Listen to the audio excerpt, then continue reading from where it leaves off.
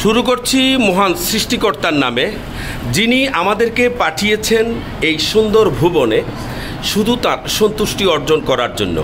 আপনাদের সবার উপর শান্তি বর্ষিত হোক। আসসালামু আলাইকুম।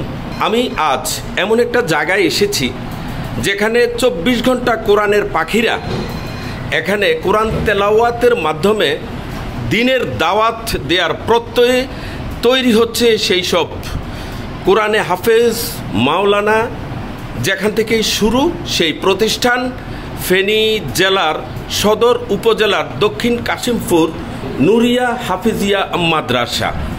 এই মাদ্রাসার যিনি দায়িত্বে আছেন তিনি আমাদের ফেনীর অতি পরিচিত মুখ, প্রাক্তন কৃতি ব্যাডমিন্টন খেলোয়াড় নাসির উদ্দিন মজুমদার।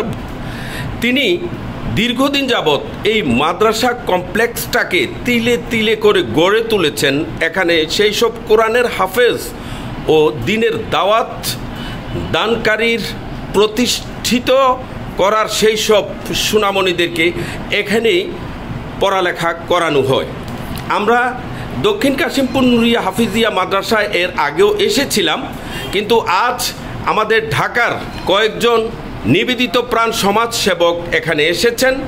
এই প্রজন্মের সবচেয়ে জনপ্রিয় বিশিষ্ট লেখক, সাহিত্যিক, সমাজসেবক হালি মোহাম্মদ দেলোয়ার ভাইয়ের মাধ্যমে এখানে আজ ঢাকা থেকে সেই সব সহৃদয়বান ব্যক্তিরা এসেছেন গতকালকে।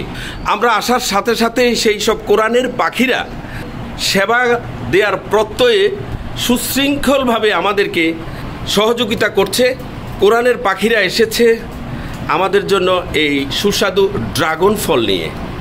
আমরা এখন ড্রাগন ফল খাচ্ছি আর আল্লাহ তাআলার কাছে সদা সর্বদা আমরা দোয়া করে যাব সেই সব কোরআনের পাখিরা যাতে আগামীতে পড়ালেখা করে শিক্ষিত হয়ে ইসলামের দাওয়াত যাতে সর্বজনে ছড়িয়ে দিতে পারে, এমন চিন্তা চেতনায় আমরা ঢাকার সদরঘাট হযরত খাজা মঈনুদ্দিন চিশতি রহমতুল্লাহ আলাইহির ওরস ও কল্যাণ ফান্ডের পক্ষ থেকে আমাদের ফেনীর পরশুরাম ও ফুলগাজীতে সেই সব অসহায় বানবাসীদের মাঝে আর্থিক অনুদানের সহযোগিতার প্রত্যয়ে গতকালকে তারা ছিলেন, এলাকায় গিয়েছেন, অসহায় বানবাসীদের পাশে দাঁড়িয়েছেন, তাদেরকে আর্থিক সহযোগিতা করেছেন। আজ এসেছেন তারা এই দক্ষিণ কাশিমপুর নুরিয়া হাফিজিয়া মাদ্রাসায়। এখানে এসে এই মাদ্রাসার নাসির উদ্দিন মজুমদার ভাই, তার সাথে দেখা করে আমরা আবার রওনা করব। এভাবে খাজা মঈনুদ্দিন চিশতি রহমতুল্লাহ আলাইহির ওরস ও কল্যাণ ফান্ডের যারা আছেন তারা দেশের বিভিন্ন জায়গায় সেই সব মাদ্রাসা ও অসহায় মানুষদেরকে দেখার জন্য যান, তাদের সাথে কথা বলেন, ভাব বিনিময় করেন। এটাই হলো তাদের একমাত্র উদ্দেশ্য। আপনারা দেখছেন ঐতিহ্য টেলিভিশন।